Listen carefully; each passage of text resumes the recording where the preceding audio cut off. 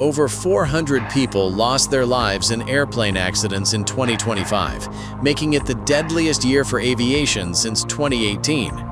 In just 1 week, multiple disasters unfolded across the world. A Boeing 787 crash in India, a Beechcraft air ambulance accident in Maine, and a Bolivian C-130 tragedy. Some of these incidents were unavoidable catastrophes, while others were the result of deadly mistakes that should never have happened.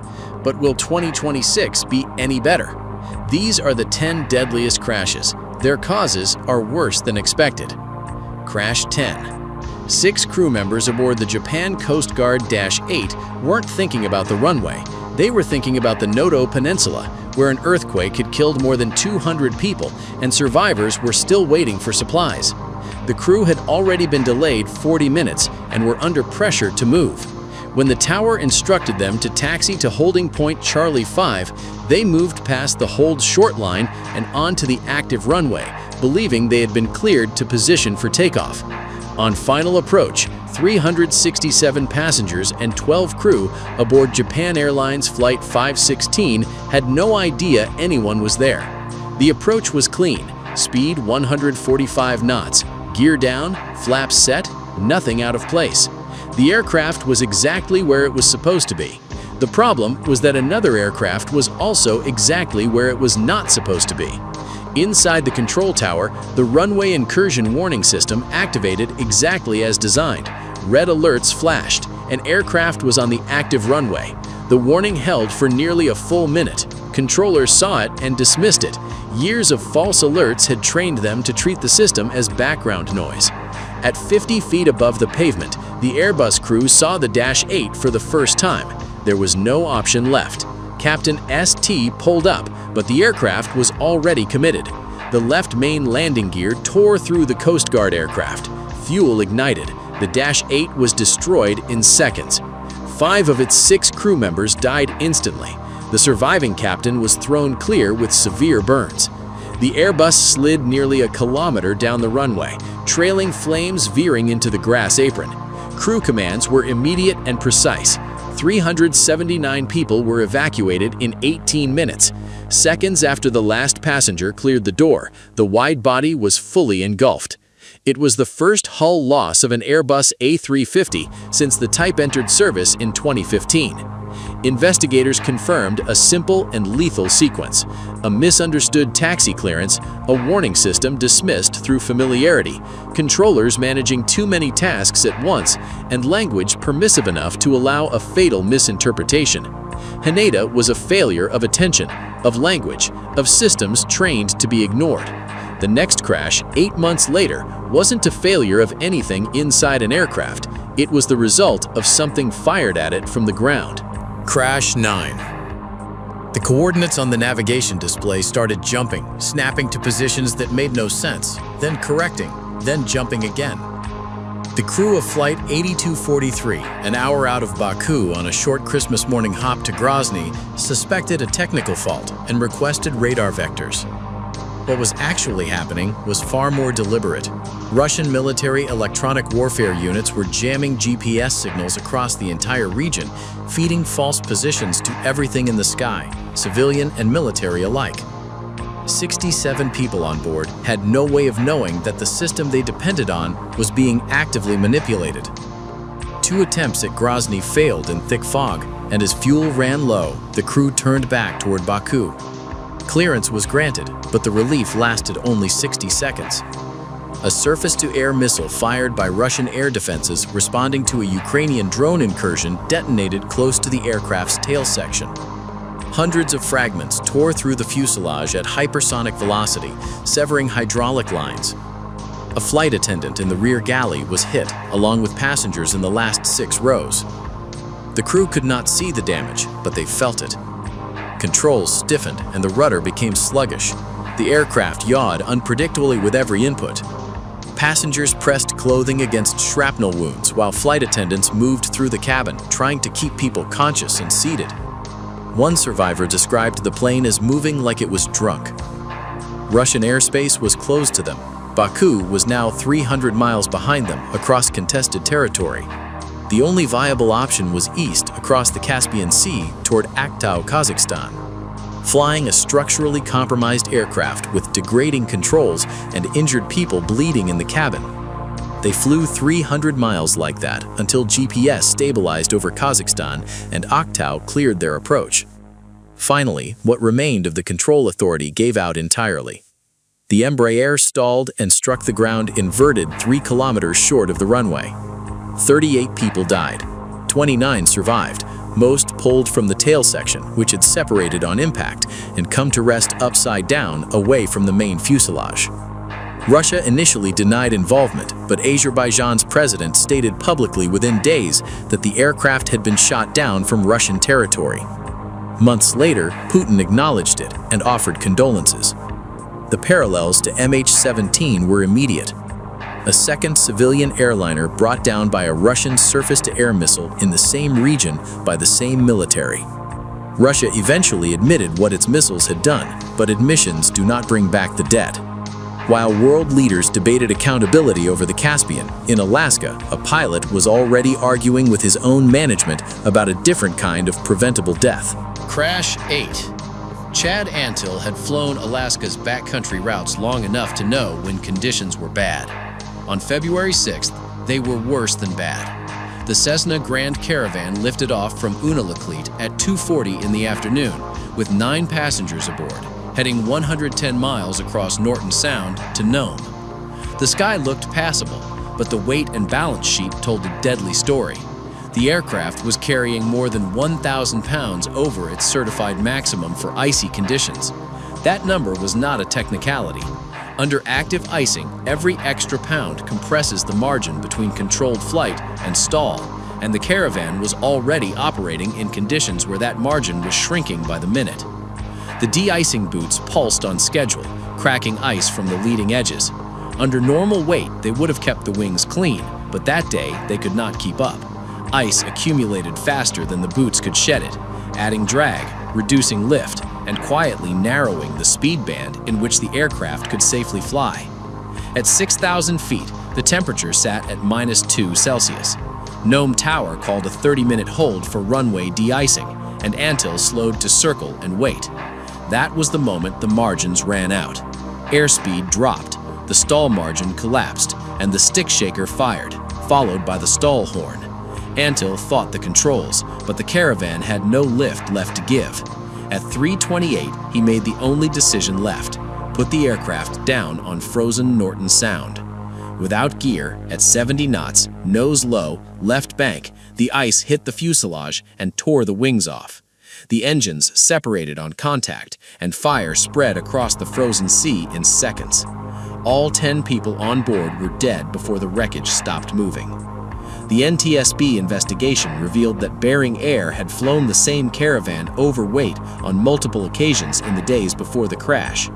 Antle had raised the issue with management directly more than once.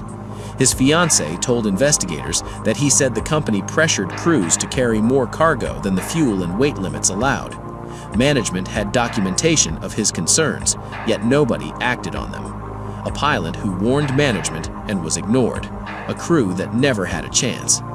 9 months later, another aircraft was pushed past its limits.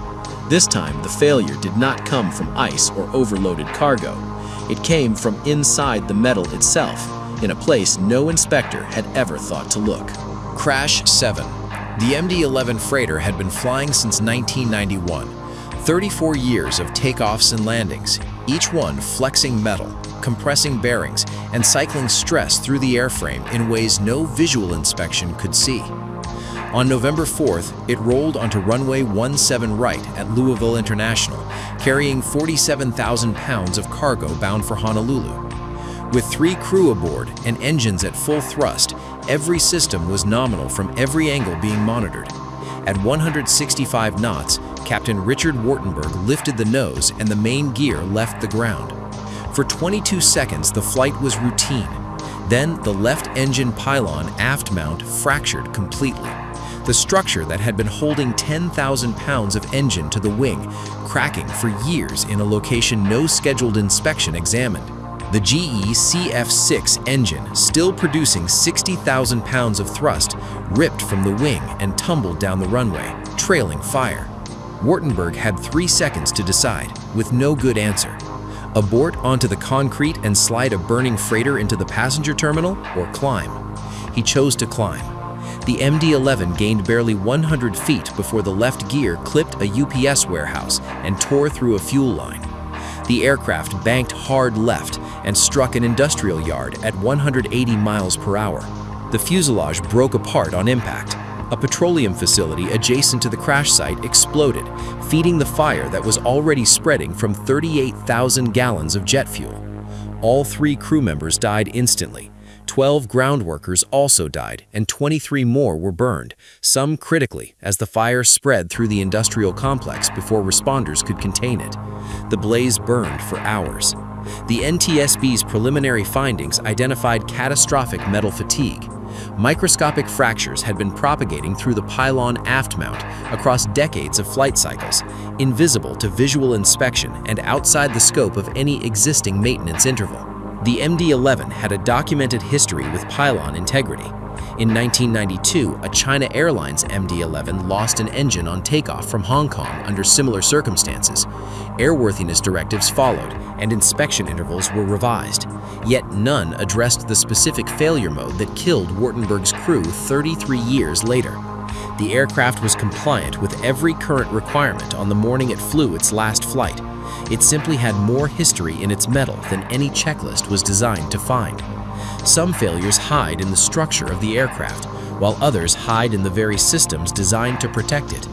Over Sao Paulo State on a quiet Tuesday night, a plane that should have been grounded flew straight into a SIGMET warning, trusting instruments that had been lying for hours. Crash 6.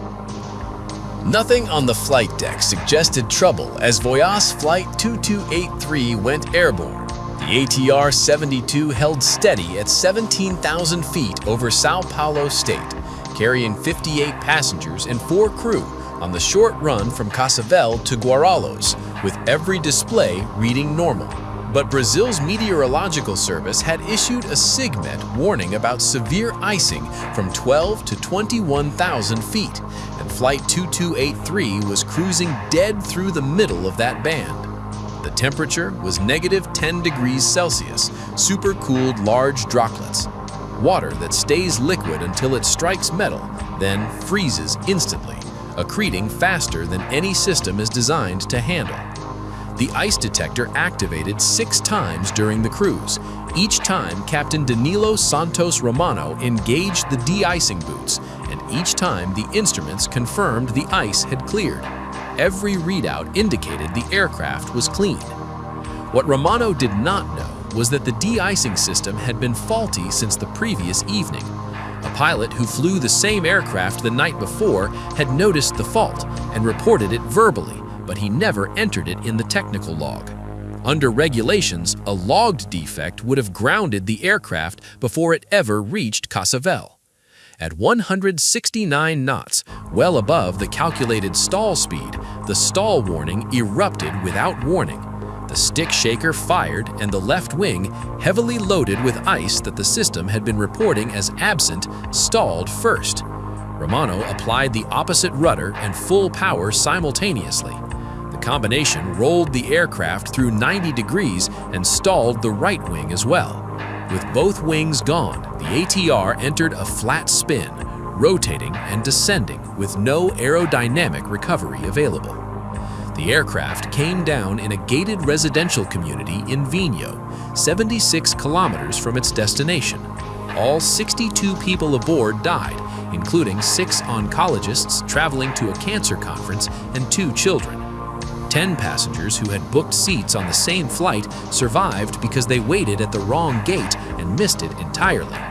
The de-icing system had been reporting success on every activation, and the aircraft had been flying clean according to every instrument. Every lie the system told had been believed right up to the moment the wings stopped flying. In the next crash, the lies were even harder to explain because they did not come from ice or sensors, they came from switches inside the cockpit. Crash 5. Captain Smith Sabharwal had 241 passengers behind him and a clean takeoff roll in front of him when the switches moved. The heavy fuel control levers on the Boeing 787 moved from run to cutoff on their own 3 seconds after rotation at 400 feet above Ahmedabad. Both Gen X engines lost fuel simultaneously. Sabharwal's voice on the cockpit voice recorder trembled. "Why did you cut off?" First Officer Clive Kund answered immediately, "I didn't." Neither pilot had touched the switches. The ram air turbine was deployed, a small emergency propeller designed to preserve hydraulic power when engines are offline, but it could not restore fuel flow. Sabharwal attempted to restart Engine 1. It lit briefly, then flamed out. Engine 2 never responded at all. A 450,000-pound aircraft at 400 feet without thrust does not glide, it falls. 40 seconds after rotation, Flight 171 struck the BJ Medical College hostel at nearly 200 miles per hour. The building housed medical students, 19 of whom were killed in their rooms. Jet fuel ignited on contact, and fire consumed the impact site within seconds. All 241 passengers and 13 crew aboard were killed. One passenger seated near the wing root was thrown clear of the wreckage on impact and survived. 260 people did not. India's Aircraft Accident Investigation Bureau confirmed that both fuel control switches moved to cutoff within a single second, exactly 3 seconds after wheels up. They were found in the on position when investigators reached the wreckage, indicating that someone or something had switched them back, either during the 40-second fall or at the moment of impact. 3 theories emerged: mechanical failure of the switch mechanism itself, an electrical fault causing uncommanded movement, or deliberate action by someone in the cockpit. Investigators pursued all 3 and could not eliminate any of them. The cockpit displays showed run the entire time. The engines had been cut while every instrument reported normal fuel flow. The switches moved. 260 people died, and to this day, no aviation authority anywhere in the world has been able to say with certainty why. 260 people were dead with no confirmed cause. In South Korea 3 weeks earlier, there were no mysteries. Every failure was visible, documented, and recorded second by second, and it made no difference at all.